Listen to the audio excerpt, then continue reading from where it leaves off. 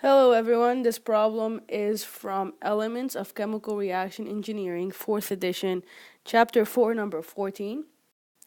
So what we have is a total of 2,500 gallons per hour of metaxylene that is being isomerized to a mixture of orthoxylene, metaxylene, and paraxylene in a reactor containing 1,000 feet cubed of catalyst.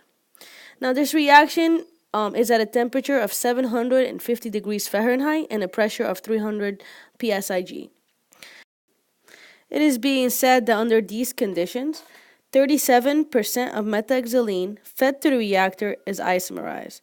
Now, at a flow rate of 1,667 gallons per hour, 50% of metaxylene is also being isomerized at the same pressure and the same temperature. Energy changes are negligible. Now, it is being proposed that a second plant to be built with a flow rate of 5,500 gallons per hour of metaxylene at the same pressure and the same temperature from before. The question is, what size reactor is required if the conversion of the second plant to be 46% instead of 37%? Now, the first thing we're going to do is write out the reactions and the constants that are given to us. We have metaxylene being isomerized to paraxylene, represented by P, with a rate constant of K1. And we have metaxylene being isomerized to orthoxylene, represented by O, with a rate constant of K2. And we have a final reaction of orthoxylene going to paraxylene. And this reaction is actually undesired reaction, so we can neglect that reaction since we're only worried about metaxylene being isomerized in this problem. So the next thing we're going to do right now is write out the constants that are given to us. We have a pressure of 300 psig, a temperature of 750 degrees Fahrenheit, and a volume of 1,000 feet cubed of catalyst. Now just keep in mind that this pressure and this temperature do stay constant throughout all the reactions. Now let's write out the rate of reactions. We have the rate law of metaxylene equaling to be K1, which is the rate constant of the first reaction, times the concentration of metaxylene, plus K2 times the concentration of metaxylene. And we know that K does equal K1 plus K2. So we have the rate of reaction equaling to be K times the concentration of metaxylene. Now, we know from previous chapters that the final concentration does equal the initial concentration times 1 minus the conversion. Now, let's calculate the change in total number of moles per metaxylene. We know that that's the change of the total moles divided by the total moles fed into the reaction, and that equals paraxylene divided by metaxylene minus 1, which equals to 1 over 1 minus 1, which is 1 minus 1, which equals to 0. Now the next thing we're going to do is find out which reactor to use. Now the problem did not specify which reactor to use, so we have to verify to use a PBR or a CSTR. And we have two cases. We have case 1, which has a volumetric flow rate of 2,500 gallons per hour with a conversion of 37%. or 0.37. And we have case 2 with a volumetric flow rate of 1,667 gallons per hour and a conversion of 50% or 0.5. The first reactor we're going to check for is going to be a CSTR.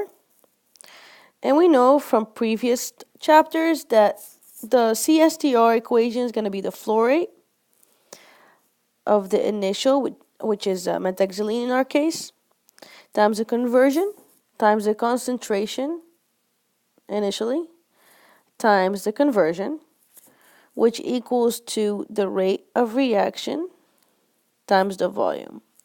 Now, if we rewrite this equation in terms of volume, we get that the concentration, the initial concentration, times the conversion, divided by the rate of reaction, times the volumetric flow rate. And previously, we figured out that the rate of reaction is equal to the rate constant times the concentration of methoxylene initially times 1 minus the conversion. Now, if we plug that into the volume equation, we get the volume equaling to be the concentration initially of methoxylene times the conversion divided by the rate constant times the concentration of methoxylene initially times 1 minus the conversion times the volumetric flow rate. And we know that the concentration of methoxylene cancels out. So we're left with the volume equaling to be the volumetric flow rate times the conversion divided by K times 1 minus the conversion.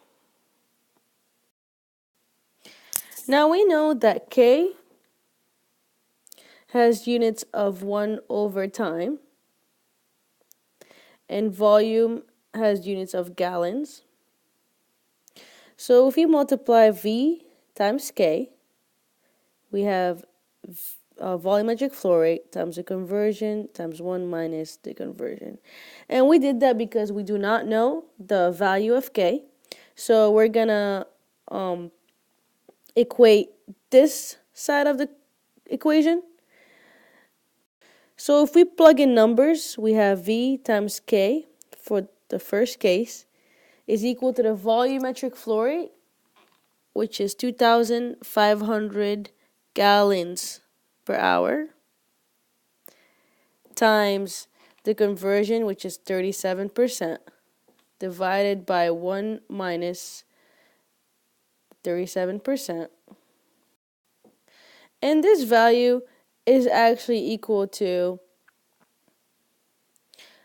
1,468 gallons per hour. Now let's do this for the second case. We have V times K is equal to the volumetric flow rate of the second case, which is 1,667 gallons per hour, times the conversion, which is 50%, and we have 1 minus 50%, and we get a value of 1,667 gallons per hour. And now if we compare the value of the first case to the value of the second case, we see that 1,468 does not equal 1,667. So that means that a CSTR cannot be used for this reaction. Now let's do the same things for PBR. We know that the volume of the PBR from previous chapters is the initial flow rate times the integral of the conversion divided by the rate of reaction. And we know that the flow rate is equal to volumetric flow rate times the concentration, the initial concentration. And if we plug it into the volume equation, we get this equation. And we can cancel out the concentration. So we're left with the volume to be the integral from 0 to the x, the volumetric flow rate divided by k times 1 minus the conversion.